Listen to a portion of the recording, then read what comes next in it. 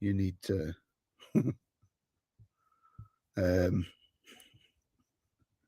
Goodness me, it was 1 minute past 8 on Thursday night, with a relatively short notice.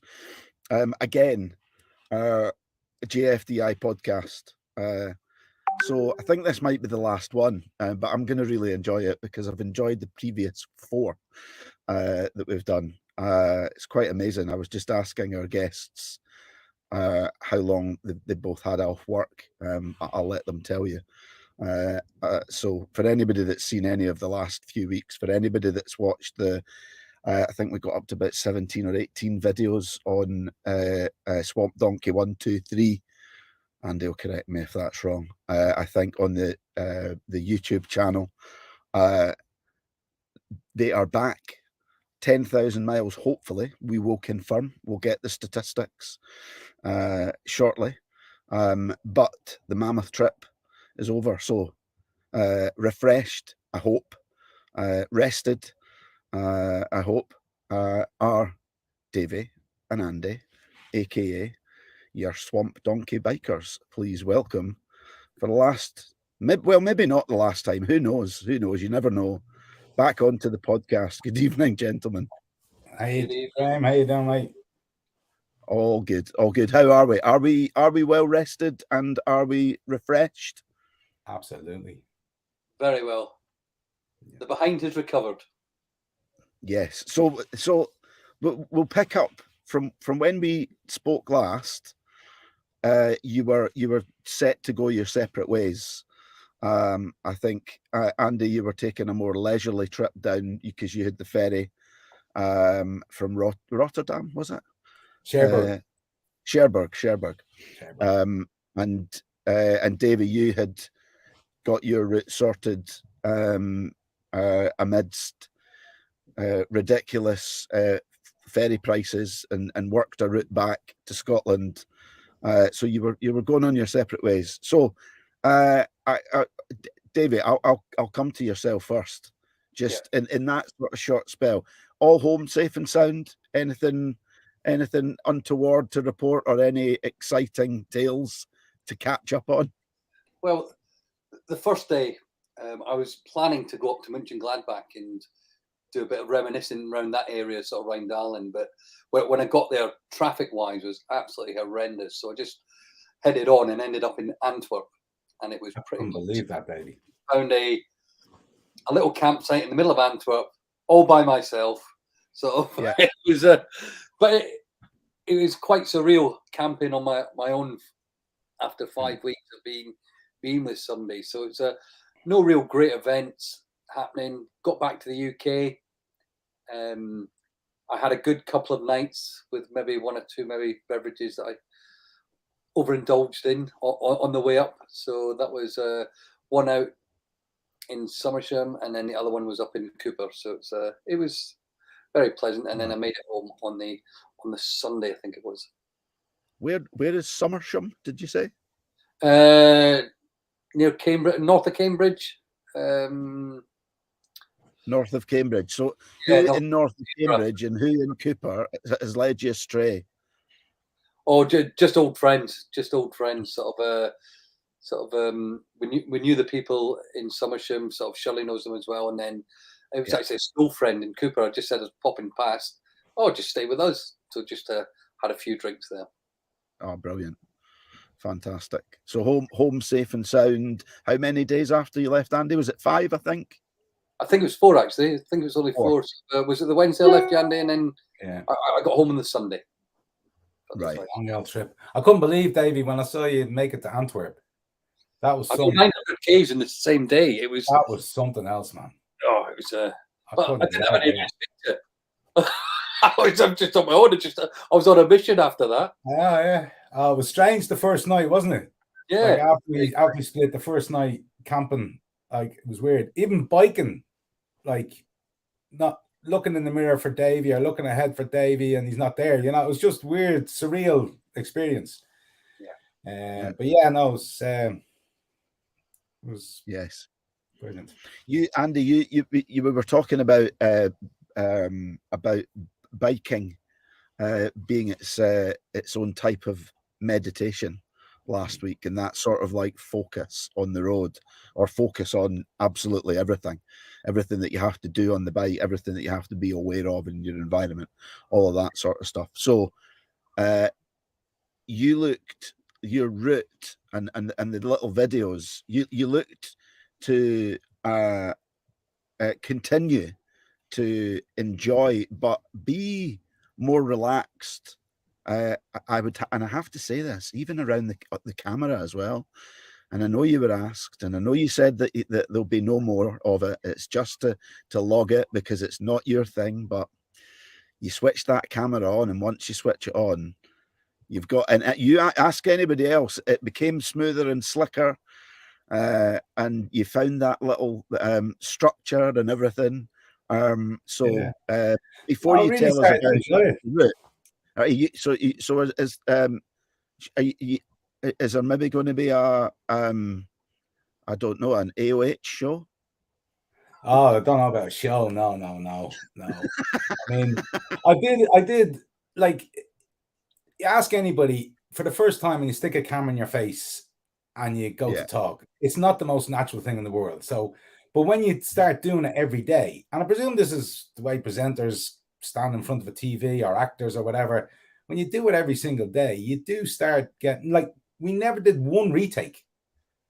Like, I just didn't have the time for retakes. So I had to be right. It had to be correct every time. So when I switched the camera on, that was it. It was going. And there was no editing of anything I was saying or anything like that. It was one take and that was it. Because we just didn't have the time to, like, there was enough time spent uploading all the stuff, all the data onto the computer, then making a short video and then uploading it to YouTube. That took so much time.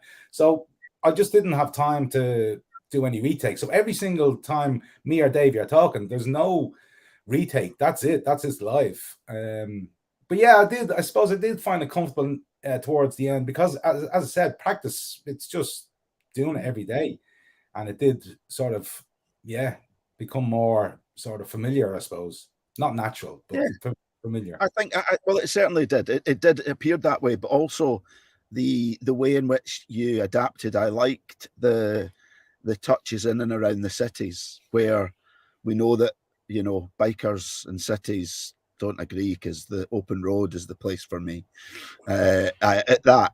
But I love the way that you integrated all of the pictures. So you're in the cities for a couple of days and you had time to kind of look around. There was some lovely pictures of some of the architecture, just some of the landmarks and stuff like that. So the editing skills as well. You know, there's a future there. So anyway, remind us where you went when you left Davey. Right, so I left Davey at Prague. He headed north towards Antwerp. I headed west towards France. But I got through Czechoslovakia into Germany, stayed over in Germany, a little town. I can't even remember the name. Wolfstein, I think it was. Just a camping site. But I had a lovely swimming pool, had all the facilities. It was lovely. And the same with the next one. I think I was just on the border of Germany and France. Or I just nipped into France, one or the other. I had a couple of nights literally just potting away. I was doing 300 kilometers a day, which David will tell you, it was nothing. That's nothing compared to what I was literally just 4 hours maximum in the saddle a day and just taking my time, enjoying the scenery. The Czechoslovakian twisty roads were fantastic. And then into Germany, on the B roads in Germany were just brilliant. And I literally just took my time going across. I got lost in Paris. I wasn't supposed to even go near Paris. But the tunnels, you know, the way in the UK and Ireland, most tunnels are just, you go into a tunnel and you come out the other end and that's it. Well, these tunnels are like a spaghetti junction inside the tunnel, and you lose your GPS, your Google Maps, your everything, sat nav is gone. So unless you know exactly what turn off you're taking before you go into the tunnel, and I never did, because so I had a bit of a roundabout tour of Paris. I didn't even see Paris because it's all underground. But I had a bit of fun there.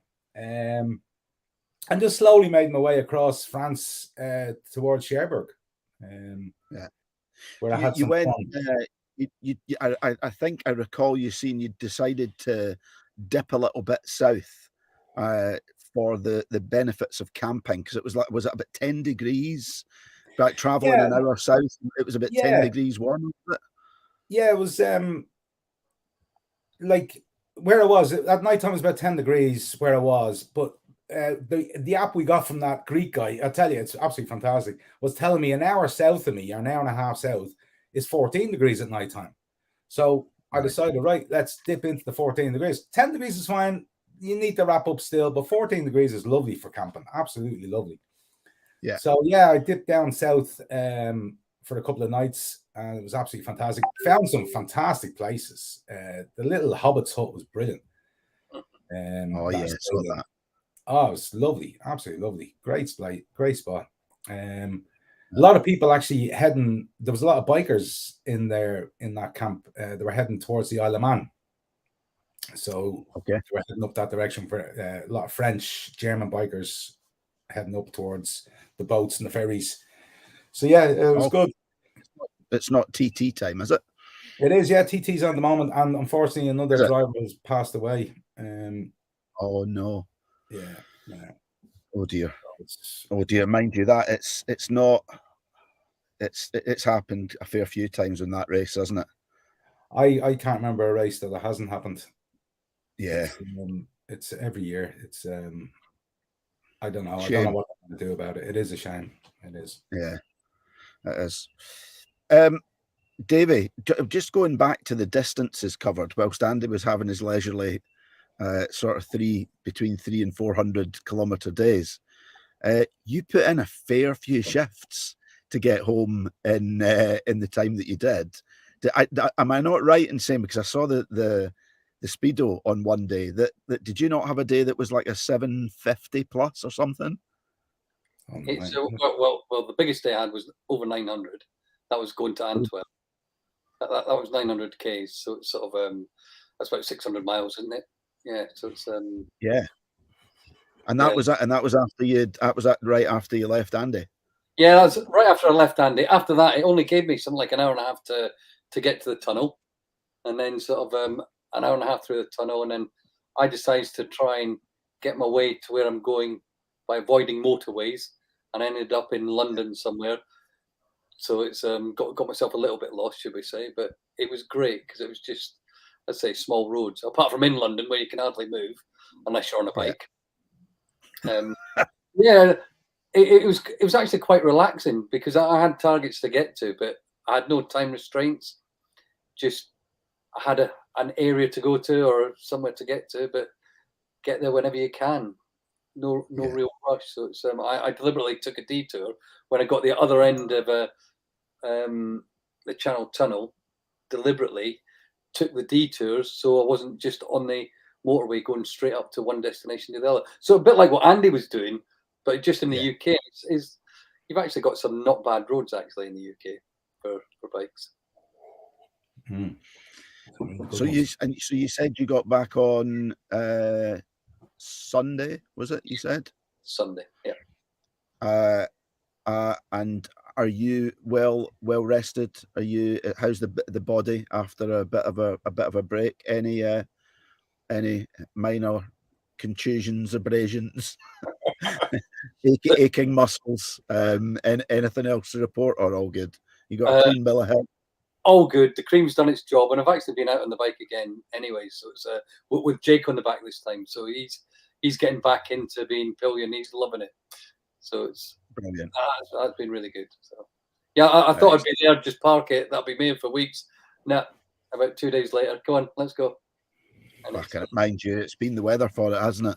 Oh, it has been up here. Yeah, it's been great. Yeah, absolutely. I nipped off to Spain on Saturday, and I had a message from Karen on Saturday afternoon. She just said, "Haha, it's hotter here than it is in Spain."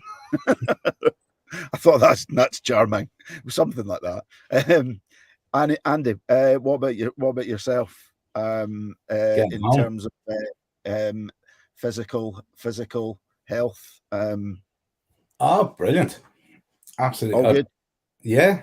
I actually lost a stone in weight on the bike ride in 5 weeks. Never. I did. A stone in weight lost. What is taking what from the day you started to the day you finished? The day I started to the day I finished, yeah, when I got home. Because my wife couldn't believe it when she saw me. Said, "My God, you've lost more weight." So Yeah. I didn't even think about it. So I weighed myself exactly a stone. Brilliant. Lost. So you now have another surefire, guaranteed way of losing weight. If you need to, you just disappear on your bike for a month or 5 weeks. Just go. Can I just say, I clearly drank more than Andy then, because I didn't exploded weight. I was only on the halves, mate. Well, Davey, whilst you're talking about numbers, we can add that one to the tally of what data I might ask you. But in terms of, let's start with the big one. The aim was 10,000 miles, and I know that you and Andy will be slightly different. But what do you have for us? I had 10,238. That was what sort of on my speedo. So it's so I actually broke it going into Scotland, which was actually quite nice, around about that area. So that was quite a nice sort of nice, yeah. So it's it was good. It was a good feeling. Fantastic. And what about yourself, Andy? Yeah, total was 10,444, I think it was, or 45, when I got back to Ireland. But I think we did way more, because what happened was the bikes wouldn't go past 9,999 kilometers. Oh, okay. Oh, okay. So I'm nearly sure I wasn't doing the stats, but I'm nearly sure I left my house. My speedometer was 2,000 and odd kilometers. It definitely was under 3,000 kilometers. I've come back. It's over now 20,000 kilometers. So I think we missed a day or two when we didn't realize that it stopped at 9,999 kilometers on the bike, and then we started adding on each day after that. So I think we might have missed. We may not have noticed, because we're only keeping tabs. We just let the trip computer do its thing. Yeah. So we may have missed a day or two by checking it, and then realizing that it didn't go past 999. Because that's what I think. Because I'm definitely way over the 20,000 kilometer mark, and I left with under 3,000. Definitely under 3,000. It was 2,000 and something. So I've definitely done way over the 16,000 kilometers, which is 10,000 miles. So way past it. Right. So what you're telling us is that it's longer than what the the data tells us. Yeah, we think so. Yes. Right. Okay. So what else? What else do we know? So easily over 10,000 miles each.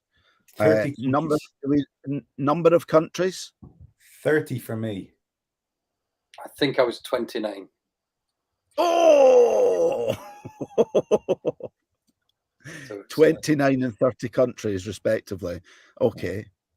Now, I actually had England, Scotland.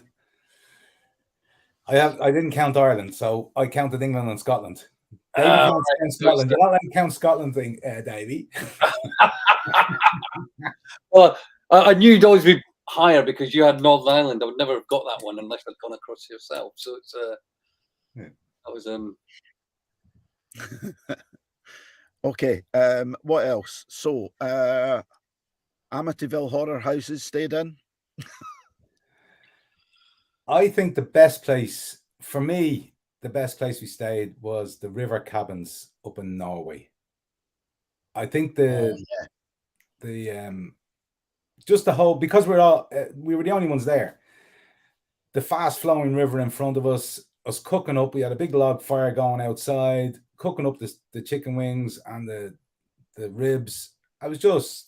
And the peace and quiet and the fresh air. It was just beautiful. I think of all the place, that was it. The Finland retreat place, the hot house, what you call it, steam room, the sauna hut. That definitely comes in a close second. But we stayed in some fantastic places. Yeah, the Hamiltonville horror will go down as a story to be told. But having said that, some of the Buddhist temple, you know, it's oh yeah, there's another one. Yeah. Amazing. Fantastic. Amazing. What else? Sorry, David. The wild camping in Latvia, sort of the wild camping on a bombing range. That was unique, should we say? Sort of a. Sorry, absolutely amazing. Yeah, Carol Deacon is saying here, don't split those hairs of countries visited. You have both done amazing. Yeah, thanks a million, absolutely Carol. Have. Great to hear from you, Carol. I haven't seen you in years and years and years. Thanks, Carol. So let's hear some more numbers. You've both done amazing. Yes, not just in terms of the mammoth achievement of the bike ride itself, the restricting the beers consumed usually to single digits, and but the charity raising, two charities, one each. What were the kind of, or what are the totals? I think anybody watching is gonna have a chance to get some last minute sort of donations in before the pages close down, right? Yes, please. Yeah, definitely.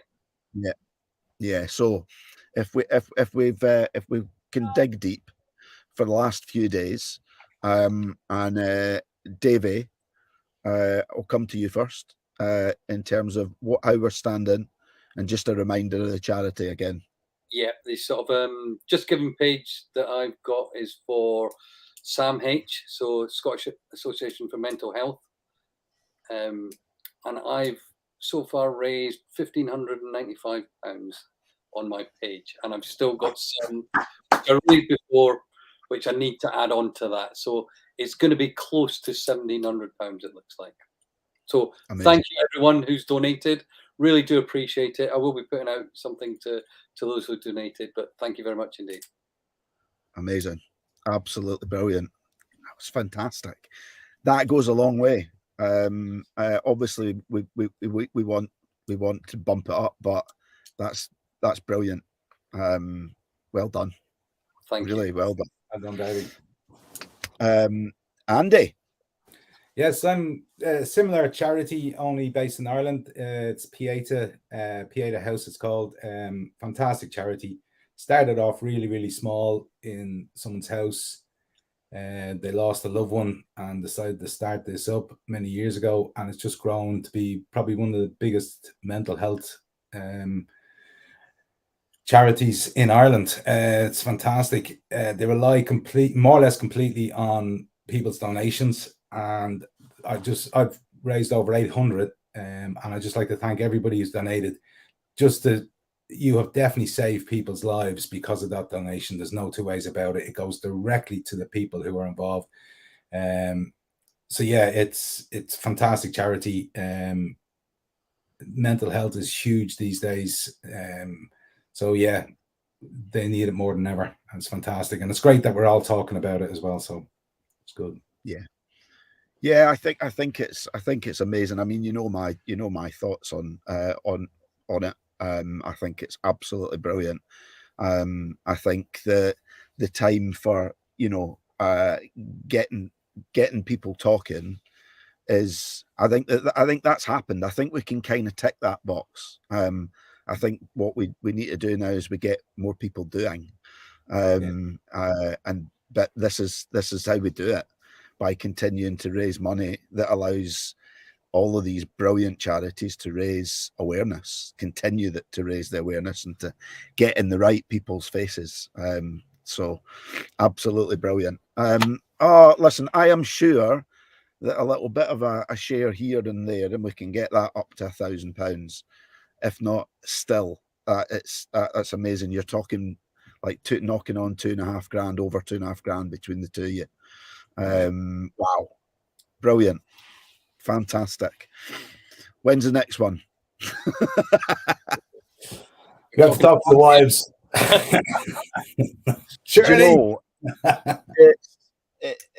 you know, you know, I love my walking, and I did the Camino with Steve O'Neill 5 years ago. I literally am back from Spain. I went out for the last to meet them at their destination, and it's really kind of whet my appetite to. I'm not going to say necessarily go and do exactly the same thing again, but to do something, and I'm not sure what it is yet. But this has been brilliant. It's I don't know that it'd be on a motorbike. I might pass on that. Yeah. Although I did say I mean, once it inspires you to get out and do something, whether it's on a scooter or a electric bike or a run or a walk, or it's just getting out there. Yeah. You know, it doesn't matter. Like this, for me, I can't speak for Davey, but this has only whetted my appetite.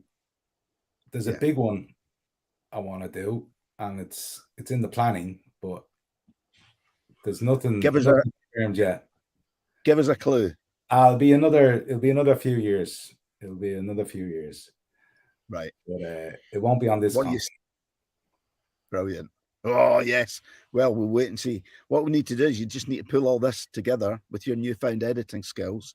You've got a movie here of the first one. And I remember talking about this when we were in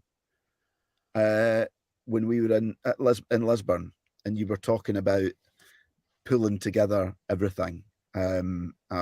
And now you've done it. Well, how many times have you actually have you logged all the other ones as well in the same way that you've done with this one, or not? No, not on the same scale. No, it's much easier to do it this way.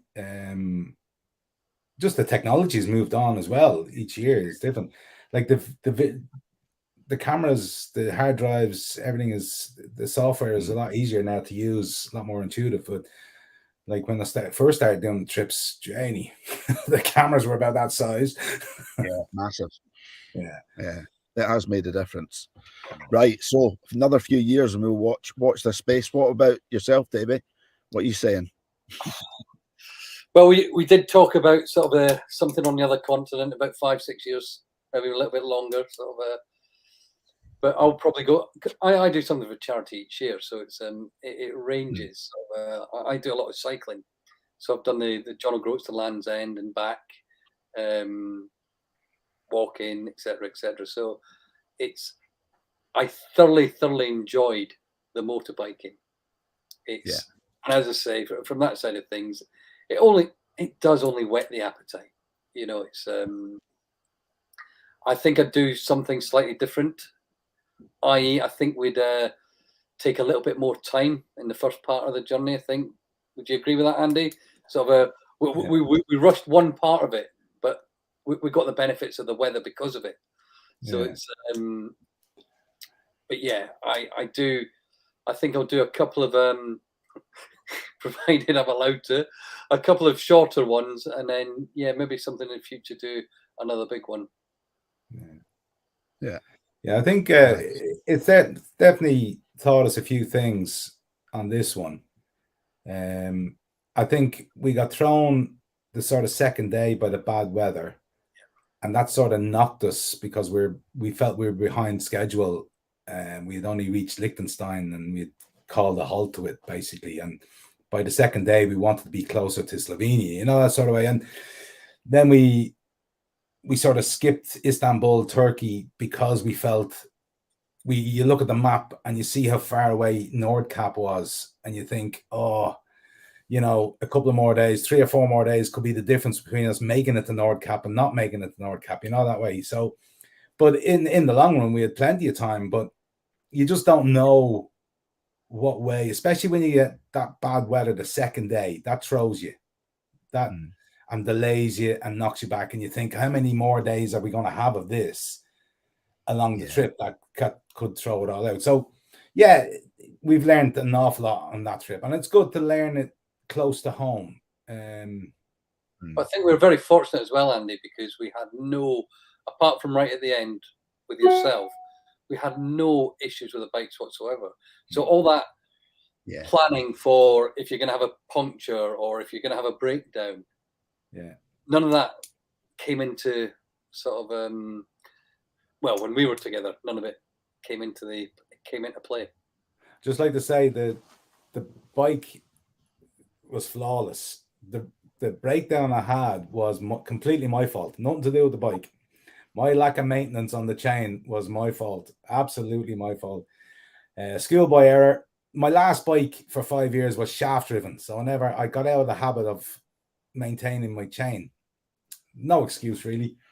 But when I did maintain it, I took all the luggage off, and I fairly not heavy luggage, heavy enough luggage, and then tightened it up, and then put all the luggage back on, which apparently the maintenance guy said no, that tightens the chain up again. So it literally was too tight, setting off, and yeah, it was funny. What a day! Any other day on that trip, it wouldn't have mattered, but departure day for the boat.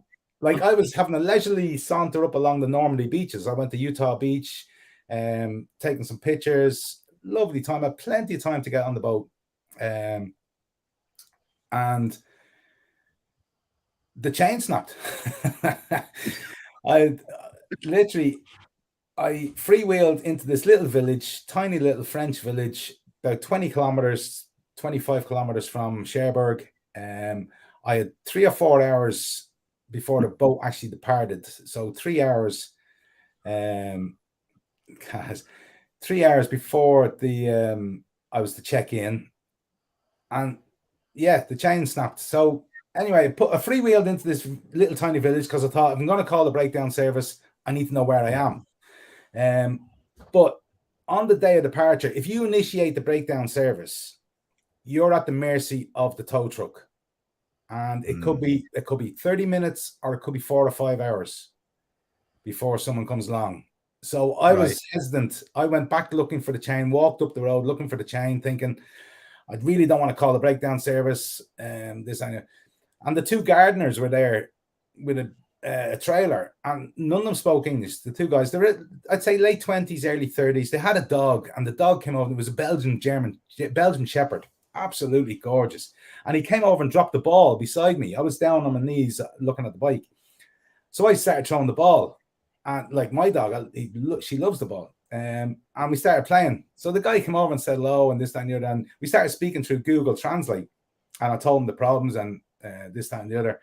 He says, "Are you coming in from Cherbourg?" And I says, "No, I'm going out to Cherbourg. I'm heading out. I'm heading to Ireland in the 4:30 ferry." So he says, "All right." Anyway, he eventually got the other lad and he says, "Let's see if we can get the bike up on the trailer and we get you there." So we did. We tied it up and off we went. It was unbelievable. Unbelievable. So they actually did you then have to freewheel your bike onto the boat? They literally, they left me at the queue. Literally, they pulled into the Brittany ferries. The Irish ferry was just off to the left. So they pulled up as far as they could in the empty car park. So I was able to just walk across and join the queue. That's brilliant. Absolutely brilliant, lads. Fantastic. And obviously all the bikers then arrive and they're all chatting. There was a load of bikers coming across. So we were going to go to the bike shop, but it was closed till 2:00, and then we started boarding. So, as I said, any other day on the trip, the chain you can buy in any motorbike shop if they have it in stock. And 9 times out of 10 they will. It's not a Triumph part. It's nothing. It's just a chain similar to most bikes. So there's nothing unusual about it. So any other day we would have initiated breakdown service, got the tow truck. If it had lasted 3 hours, 4 hours, we would have had a cup of tea on the side of the road, got it to a bike shop, fixed it. It's 20 minutes it took to fix it. That's all it is. Just throw a new chain on. Easy. Don't have to take anything off. No wheel, no nothing, just climping on.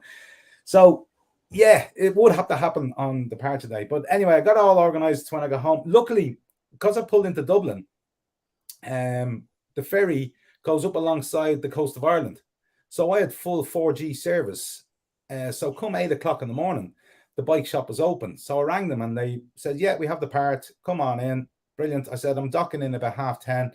I'd say it'd be about 11:30 by the time they get." They gave me a number of a guy who picks up bikes and he's cheap. I said, great. He says, no need to initiate breakdown service because, again, you could be sitting at Dublin port for 4 hours till they come and get you there as well. So I said, perfect. So the guy was waiting for me, pulled it out, freewheeled out. The customs in Ireland let me go out the side gate, so I didn't have to go all the way down through the port. So there, thank you very much to customs in Ireland. And Nice. so he picked me up at the side gate, got on the van, got to the bike shop, and within 20 minutes I was back on the road. It's fantastic.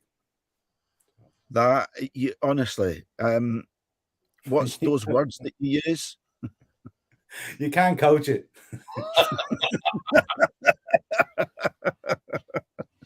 You certainly can. Oh dear. If I ever meet those French guys again, absolutely gentlemen, the pair of them, just normal working gardeners, absolutely fantastic lads. Neither of them speak a word of English, and their dog was fantastic, beautiful dog. But if they ever get to see this, maybe if it's left up on YouTube, they get to see it. The two guys who are gardening about 20 kilometers outside of Cherbourg. Thank you very much. Absolutely brilliant. You see, it's little things like that as well, to be captured.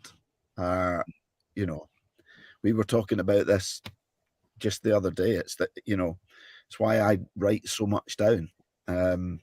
Is those little details, those things that we might consider to be like really special moments, like your savior, you know, there. It happened to me on the bus. I got on the bus in Santiago, and I hadn't had a chance to go and get euros. And I got on, and as I was getting on, there was a dude getting off, which I thought was weird because the bus was leaving from the airport. And as I got on, I went to hand my card, and they went, no card, cash only. The reason the guy in front of me was getting off was because he didn't have any cash and he had to go to get some. So I went to follow him out back off the bus. And as I was following him off, a woman that was sitting, elderly lady sitting on the first row of seats, tapped me on the shoulder, handed me €1. That's all the fare was. Handed me €1 and said, there you go. So paid for my fare into these little things that you can sometimes forget these little things, and they're so important. Because like you say, you can call it, you know, coincidence that everybody was there, but what if those coincidences that didn't happen and those guys weren't there, and you know what would have happened if you were at the mercy of the recovery service? Who knows? But absolutely, it's nice. It's amazing. You, Graham, I write everything down. I wrote the whole trip down, and I was looking at it, reflecting on it, and sort of some of the things that I'd forgotten. Sort of, I think it was Albania, almost getting completely wiped out by a dog. Remember that, Andy? Oh yeah. One that jumped out in front of me, sort of and then the other thing I remembered of the same bit was we're looking for a place to have our morning cup of tea, and we found this car parking space, the whole things. So we're about to pull up, and then there's a cow tied up. So we couldn't get in there, don't it? It's just those little things that make up the whole journey. It's got little bits like that all the way through. So it's that's another thing. We missed out on a lot of footage of Bosnia, Montenegro, and Albania because the cameras from the rain were still acting up, so we didn't get a good video going through those countries. So for Davey to write that down is fantastic. Like, I mean, we had some great experiences in Bosnia. The police were very amicable in Bosnia. We'll say no more about that on this thing. But, yeah, we had a good conversation with the police in Bosnia. Okay. And then on to Montenegro, the capital of Montenegro. Fantastic city, but they don't believe in footpaths. You know, it's little things like that you notice. It's amazing. It's amazing. They don't believe in footpaths. No, they've no footpaths. Montenegro. You just walk on the side of the road. Right. And these police? Oh yeah. They were really nice gentlemen. What were they really nice about, Andy? Well, they kind of pulled us over and said, you overtook on a solid white line and we didn't. want to argue the case, so we just yeah. Okay. Oh no, and they pulled us over because they said they were speeding to start with. Yeah, and then they changed their story because they had no camera. So, yeah. So no, nice gentleman. I mean, we every day something. I mean, I'll never forget the pack of dogs on the Bulgarian-Romanian border that chased us over the border. Like, this pack of dogs were vicious, man, really vicious, and like, it was so funny. But I couldn't get that on camera either because you can't film at the borders. So of course, I pulled off, and I mean, that's just the stories we're gonna be. That was an adrenaline rush, I must admit. That was an adrenaline rush. I mean, these weren't small dogs; these were big German Shepherd type, Belgian Shepherd type dogs. They were massive, and they were just lying there when we like. The guys in the thing, they don't rush going through your paperwork, right? So you're there. Some borders, Bosnia was great, just go in. Remember, wasn't it? No bother. But some of them, you have to wait and queue and this, that, and you wear up the top because we're on the bikes. So the dogs are all just scattered in front of us at the border, and they're all just lazing around in the sun. As soon as I started my bike to go through, because then they started looking at Davy's paperwork and this. So I said, right, I'll meet you. Thing. The dogs came straight after me because I said to Davy, I'll just pull over there. And there was no way I was going to pull over there because of the dogs. So I had to keep going until I lost the dogs. And then they all went back. And obviously I couldn't see them then. So I presume they all sat back down again and waited for Davy to start up his bike. Because then when I heard them going again, I said, oh, here's Davy. That pack leader eyed me up, and he went for it. He was Oh, absolutely brilliant. Oh, so if we could sum up, see, I need to try and get it in. If we could sum up, I don't know, we had a couple of suggestions the last time we spoke. If we could sum the trip up in a song, what might it be? Not the ones that you listen to. I know that one. We did talk about the what was it? Was it the Willie Nelson one? There was that one. But if you could sum up the trip in a song, would that be it as well? Talking Heads, Road to Nowhere. Absolutely. There we go. That one I can play on the show for you, see? Yeah. I'll need to chop some of this up and put some of it on there because this has been amazing. Yeah.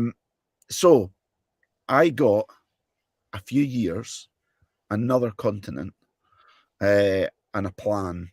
So there'll be discussions, but we'll just need to watch and wait until Ewan and Charlie